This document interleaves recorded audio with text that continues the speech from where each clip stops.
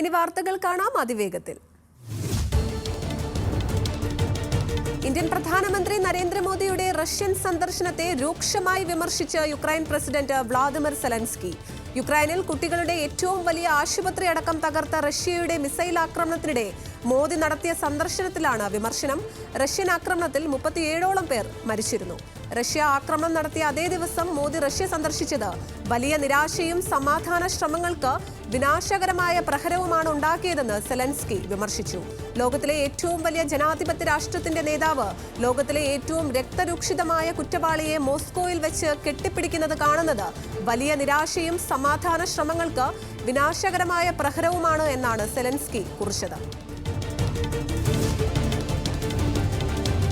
കോൺഗ്രസ് നേതാവ് രാഹുൽ ഗാന്ധി റായ്ബറേലിയിൽ പ്രതിപക്ഷ നേതാവായ ശേഷമുള്ള ആദ്യ സന്ദർശനമാണിത്. UP കേന്ദ്രീകരിച്ച് പ്രവർത്തിക്കുമെന്ന സൂചന. ഈ മാസം UP സന്ദർശിക്കുന്നത് ഇത് 3ാം തവണ. പാലക്കാട് ധോണിയിൽ ആനയിറങ്ങി. അരിമണി ഭാഗങ്ങളിലാണ് ആനയിറങ്ങിയത്. ധോണി സ്വദേശി ഗോപിയുടെ കൃഷി ആന നശിപ്പിച്ചു.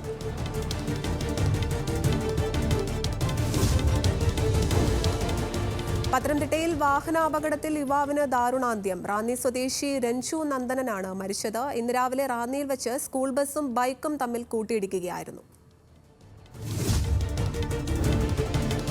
തന്റെ ലേഖനം മാധ്യമങ്ങൾ തെറ്റായി റിപ്പോർട്ട് ചെയ്തെന്ന് MA ബേബി. ലേഖനം വിശദമായി വായിച്ചു നോക്കുമെന്നും ശേഷം പ്രതികരിക്കാമെന്നും MA baby. Pachakuthira മാസികയിൽ MA baby എഴുതിയ ലേഖനമാണ് വിവാദത്തിലേക്ക് വഴിവെച്ചത്. CPMന്റെ ബഹുജന സ്വാധീനം വൻതോതിൽ ഇടിഞ്ഞുവെന്നും സംഘടനാ വീഴ്ചയ്ക്കൊപ്പം വാക്കും പ്രവൃത്തിയും തിരിച്ചടിക്ക് കാരണമായെന്നുമായിരുന്നു MA ബേബിയുടെ ലേഖനം. കൊല്ലത്ത് വിദ്യാർത്ഥിക്ക് നേരെ ക്രൂരമർദ്ദനം. അഞ്ചൽ വെസ്റ്റ് ഹയർ സെക്കൻഡറി സ്കൂളിലെ +1 വിദ്യാർത്ഥിക്കാണ് സഹപാഠികളുടെ മർദ്ദനമേറ്റത്. പരിക്കേറ്റ വിദ്യാർത്ഥി ചികിത്സയിലാണ്. മർദ്ദനത്തിന്റെ ദൃശ്യങ്ങൾ ന്യൂസ് മലയാളത്തിന് ലഭിച്ചു. റേഷൻ വ്യാപാരികളുമായി ചർച്ചയ്ക്ക് തയ്യാറെന്ന് ഭക്ഷ്യമന്ത്രി GR അനിൽ. ചർച്ചയിലൂടെ പ്രശ്നം പരിഹരിക്കാനാണ് ആഗ്രഹിക്കുന്നത്. വേതന പാക്കേജ് സംബന്ധിച്ച് പഠിക്കാൻ നിയോഗിച്ച സമിതി കഴിഞ്ഞ മാസം 30-ന് റിപ്പോർട്ട് സമർപ്പിച്ചു. പരിശോധിച്ച് ആവശ്യമായ നടപടിയെടുക്കുമെന്നും ഭക്ഷ്യമന്ത്രി നിയമസഭയിൽ. റേഷൻ വ്യാപാരികളുടെ സമരം 2ാം ദിവസവും തുടരുകയാണ്. പത്തനംതിട്ട കോന്നി തണ്ണിത്തോട് കിണറ്റിൽ വീണ കേഴമാനിനെ രക്ഷിച്ചു. മേടപ്പാറ സ്വദേശി ഷേർലിയുടെ പുരയിടത്തിലെ കിണറ്റിലാണ് മാൻ വീണത്. വനം വകുപ്പ് ജീവനക്കാർ സ്ഥലത്തെത്തി മാനിനെ രക്ഷിക്കുകയായിരുന്നു. കോന്നി കലഞ്ഞൂരിൽ വ്യാജ മദ്യവിൽപ്പന.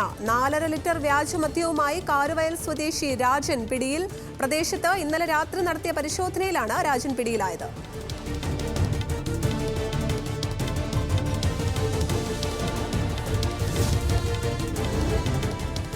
ആലപ്പുഴ, കോട്ടയം, പത്തനംതിട്ട ജില്ലകളിലെ പക്ഷിപ്പനി സംബന്ധിച്ച് സർക്കാരിന് റിപ്പോർട്ട് സമർപ്പിച്ച് പഠന സംഘം. പക്ഷിപ്പനി ബാധിച്ച മേഖലകളിൽ കോഴി, താറാവ് വിൽപ്പന മാർച്ച് വരെ നിരോധിക്കണം. ആലപ്പുഴ ജില്ലയിലെ കുട്ടനാട്ടിലും പത്തനംതിട്ട, കോട്ടയം ജില്ലകളിലും അടിയന്തര വിലക്ക് ഏർപ്പെടുത്താനും ശുപാർശ.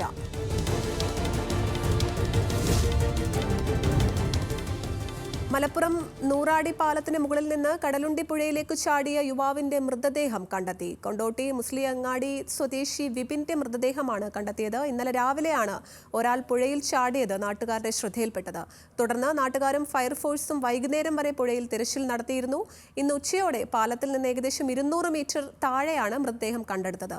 മൃതദേഹം തുടർ നടപടികൾക്കായി മഞ്ചേരി മെഡിക്കൽ കോളേജ് മോർച്ചറിയിലേക്ക് മാറ്റി. പാലക്കാട് മണ്ണാർക്കാട് കല്യാണക്കാപ്പിൽ മൊബൈൽ കട കത്തി നശിച്ചു. നയാടിക്കുന്ന് സ്വദേശി ഷിനോജിന്റെ കടയിലാണ് തീപിടുത്തമുണ്ടായത്. 10 ലക്ഷം രൂപയുടെ നാശനഷ്ടമെന്ന് റിപ്പോർട്ട്.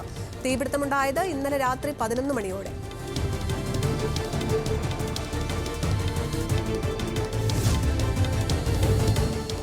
ഇൻവെസ്റ്റ്മെന്റ് പദ്ധതികളുടെ പേരിൽ നടക്കുന്ന ഓൺലൈൻ തട്ടിപ്പിന് പിന്നിൽ മലയാളികളും. കണ്ണൂരിൽ രജിസ്റ്റർ ചെയ്ത കേസിൽ 4 മലയാളികൾ അറസ്റ്റിൽ.